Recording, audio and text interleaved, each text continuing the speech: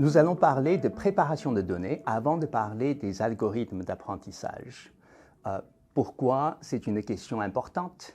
C'est que toutes les méthodes qu'on va présenter par la suite sont basées sur les données, et notamment les données annotées. Et c'est des questions de bien formater, bien collecter les données, est vraiment essentiel pour le succès de l'apprentissage automatique. On sait que les données collectées dans un contexte réel sont de nature très différente. Ça peut être des images, des textes ou d'autres formats.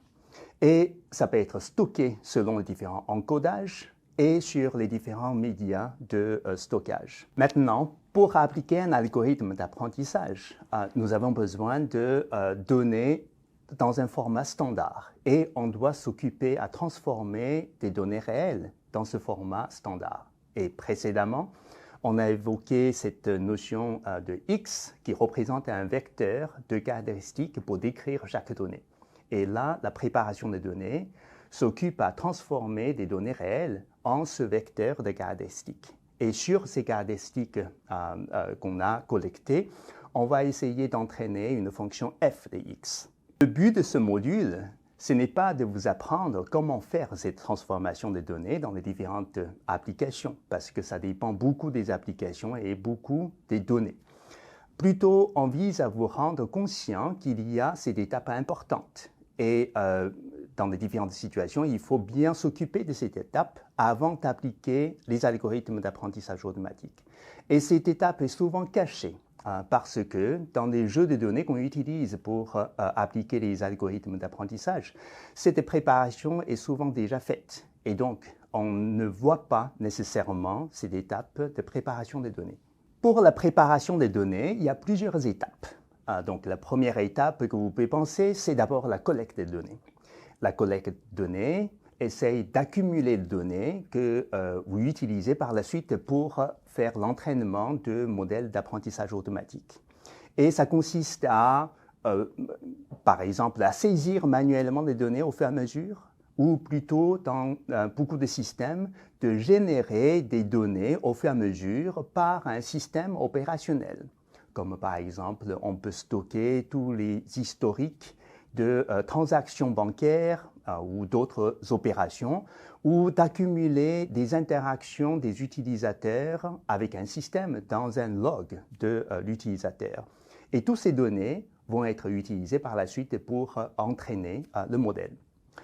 Le deuxième élément à s'occuper, c'est le stockage même. Et donc, souvent, on peut stocker les données dans un fichier ou dans un ensemble de fichiers. Ça, c'est un stockage de base.